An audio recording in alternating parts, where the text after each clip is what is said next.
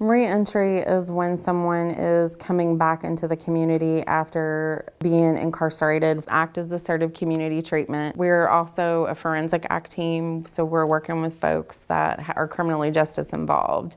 They're coming out of jail, out of prison. Our goal is to keep folks out of the hospital and out of the system, out of jail, and keep them in the community where they're getting treatment. That means that at any point in time, because of what they're experiencing, how their mental illness affects them and their ability to integrate into the community, could end up in an institution of some type. They've lost contact with their family and their support system. They've lost resources. Their finances are cut off. And it's really just that idea of getting them back to where they once were, a productive member of society.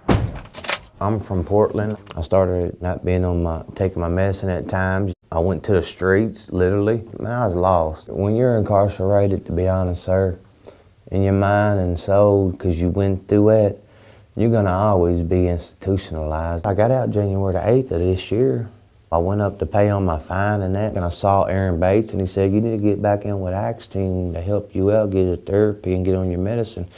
And I said, yes, sir. And I met Miss Christina. I'm doing a whole lot better now, man, a whole lot better, brother. On the outside, it's fending for yourself, and it's understanding how to do that and knowing where to go that's safe and that's accepting. We're going to Bologna Alley, and it's where a lot of the folks in our community can get something to eat. When I'm able to locate someone, basically where I start is how they're doing and where they're at, what they want, what's going on that's they haven't been in touch with me, and how we can reconnect. What do they need to get back in connection with the team to get the services that they need. I was out there lost, but now it's like I'm learning who I am. I'm looking for myself in life, and finally I'm finding it, man. These people are helping me, brother. If it wouldn't been from them, I probably still wouldn't be here to this day, man. I'd be in the grave.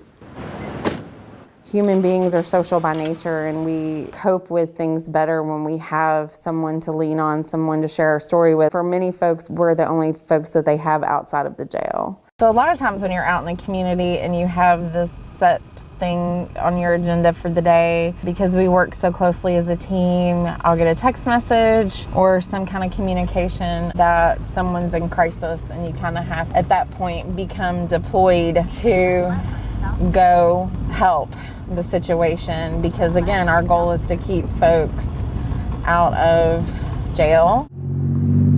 I was driving back through and I saw you still standing there. You really kind of sound like a counselor to me. That's my job. I just try to remember that this isn't who they are, that they're more than their mental illness, they're people. Then I'm normal. Right. I agree. You're normal.